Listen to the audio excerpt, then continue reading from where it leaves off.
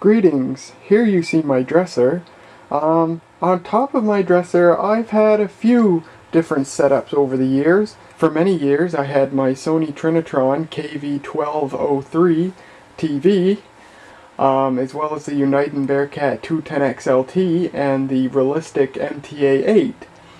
And then you may remember, some of you, for a short while I actually had the compact Presario 5360 on top of the dresser. And then for a short while I had the compact Despro EN on top of the dresser. But last year I started a new setup, and that was a setup of stereo equipment. And here's part of that setup right now. Here you can see the United Bearcat 210XLT, my 6-watt desk lamp. On the bottom we have the BSR model MCD8000 CD changer from 1991. Here's my Iowa 80 F770 tape deck from the 1980s. And then on top of that was the Sears stereo, which some of you may remember.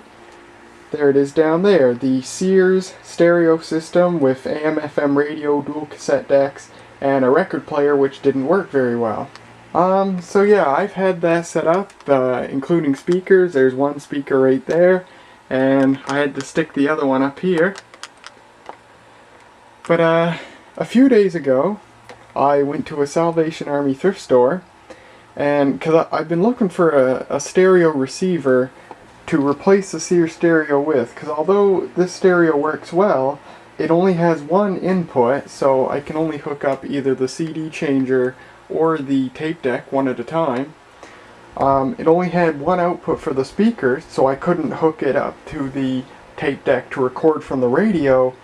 And of course this thing itself, where it has its own cassette decks and turntable, it's kind of big. I don't need the cassette decks because I have my own cassette deck. And really I don't need this radio anymore, and I've been wanting to replace it with something smaller and at the same time a bit more capable. So basically a stereo receiver unit. So a few days ago I went to a Salvation Army thrift store and I did find a stereo receiver. And I'll show you that right now. Here it is. This is a Pioneer model SX-303 stereo receiver, and it was made in the mid-1980s. I saw this thing and grabbed it. I got it for the princely sum of $7. And I like this receiver. I've been using it. It works perfect. It's in absolutely perfect shape. And I really like it. It works well. So, go through a little tour here. We got the power switch. It's able to drive 2 sets of speakers, so you have switches for A or B, and you can turn them both on or both off if you want. We got a tuning dial. It's capable of AM and FM stereo. There's the stereo and tuning indicators, LEDs. There's also an LED indicator on the tuning dial here, which you can see move if I turn the tuning knob. Got a 1/4-inch headphone jack. Controls for bass, treble, and balance. Function buttons for the AM, FM, and the phono input. And then here's a switch for the tape input. So basically when this switch is plugged in, the stereo switches the input to the tape deck. And then when it's out, it just switches it to one of these functions. And at the same time, it has a line output to the tape deck so you can record. And there's the loudness switch. Got a tuning knob and the volume knob. From what I can tell, everything here is all plastic. The tuning knob does have a nice weighty feel to it, and it does keep going for a little bit when you spin it. This was a low-end receiver for the time, but that's not all a bad thing. As much as I would like one of those big fancy Technics receivers with those big vacuum fluorescent displays and incandescent backlit dials and buttons and all that stuff, a nice simple one is just as good because that's less to break. Going around the back here, we have inputs for an FM antenna, either 300 ohm balanced or 75 ohm unbalanced, an AM loop antenna, so that's really nice. This thing, even though it was a small and cheap receiver for the time, it's very well equipped. There's your phono input and your line output and line input for a tape deck. There's your two sets of speakers there. It's rated for 6 to 16 ohms. You even get AC outlets on the back, one switched and one unswitched, 100 watts each. So that's really great. And there's the information there. It's rated for 45 watts per speaker, so 190 watts total. Although I would think since it can take two sets of speakers, that would make the total output 270 watts or whatever, but maybe the left channel for both sets and the right channel for both sets are just one channel, so instead of 8 speaker outputs, it's just 4 and 2 speakers connected to each, or something like that. You get a screw terminal to put a ground. This thing does have a couple of flukes. First of all, the balance knob is really weird, is that no matter where you turn it, it just stays perfectly balanced between the speakers until you go to the extreme left. Then it just cuts off the right speaker, and then you go to the extreme right and it cuts off the left speaker. So it's only either perfectly balanced or one speaker completely cut off. There's no, gradient balance between those. So I don't know if that's just the way it was made or what. It's awful weird anyhow. Another thing is the FM switch seems to be kind of a little bit dirty in that sometimes you have to keep pressing it a bit, or the left channel cuts out sometimes. That seems to be clearing up a little bit, so hopefully it shouldn't be too big of a problem. Other than that, this thing's great. To use the CD changer with it, of course with the tape deck hooked up to the line input, the only other input's the phono input. And I can't use the CD changer with that because of course the phono input, this thing actually has a proper phono input that preamplifies the sound. So if you plug a line output into it, it just sounds horrible and it's really loud and distorted. But I found out there's a gadget I can buy for about $7 online from some company. I don't know what the shipping will be, but they sell this gadget for $7. You just plug it into the phono input and it attenuates it so you can use it as a line input. So I'll have to see about grabbing one of those. That'd be pretty good. Now what I'll do is I'll hook this thing back up and we'll demonstrate it.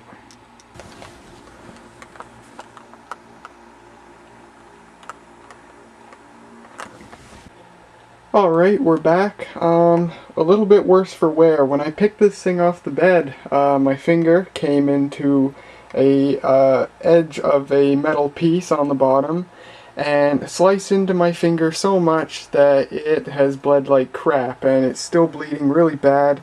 This is the third band-aid I'm on. The other two became soaked with blood. They wouldn't stay on anymore. And yeah, I'm having a fun time right now.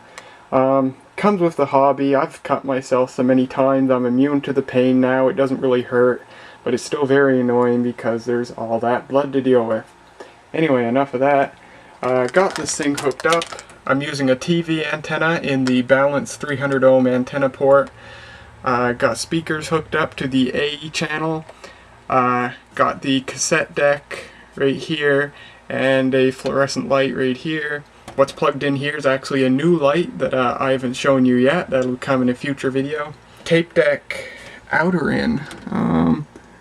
Yeah, that's tape deck in, tape deck out, and there's a phono input. I don't have the CD changer hooked up.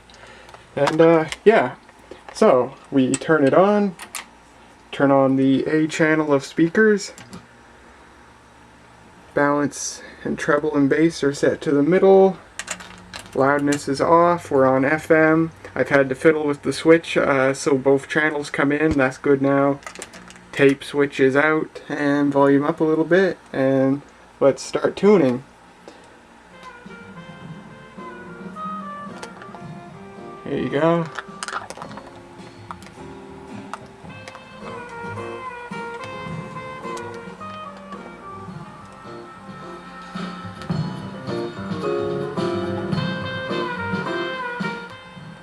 Now I'll demonstrate the weird balance thing.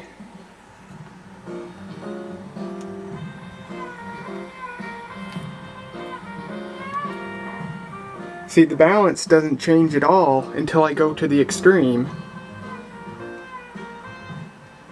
And it just cuts off the other speaker.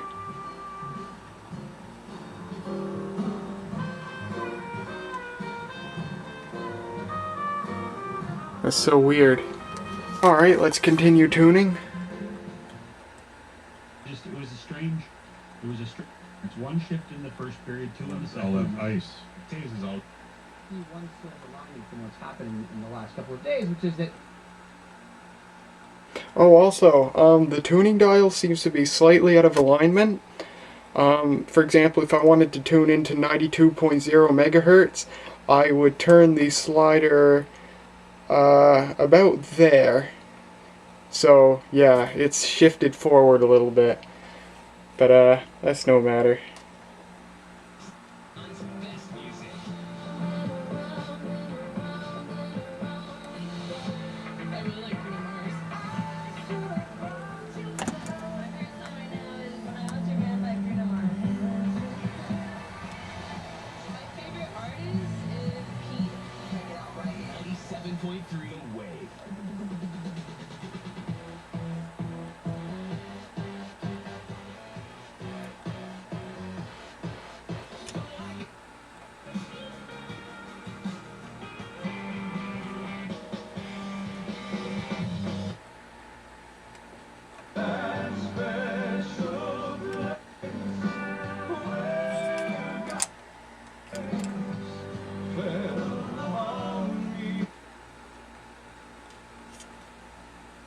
Making an impact for generations to come.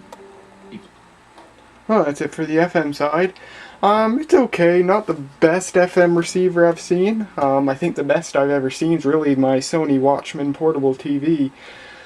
I'll try the AM side. I have yet to be able to get anything to come in on AM. It slightly worries me because I wonder if the AM works at all. I'm hoping it's just because I don't have the loop antenna connected. I don't have one of those, but we'll go through the band. Even at night, I can't pick up anything at all. And I've even tried stuff that makes noise on the AM band, like electronics and stuff, and this thing doesn't pick any of it up at all. So hopefully there's nothing wrong with it. We'll go back to FM. Yeah, see, the FM switch is dirty. Strategy, piling, yeah. Perhaps a more international group, perhaps a group of... I'll demonstrate the tape recording now, so we'll turn on the Iowa. There we go. Just a standard Type 1 tape. It's still got that problem where it intermittently turns on the ADMS for no reason. I don't know what's up with that. Okay. Align it to the tape.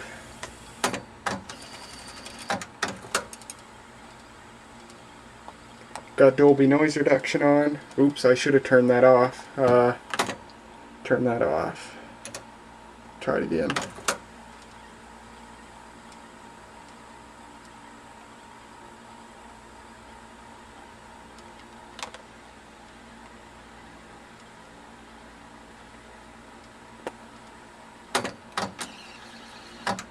There, good.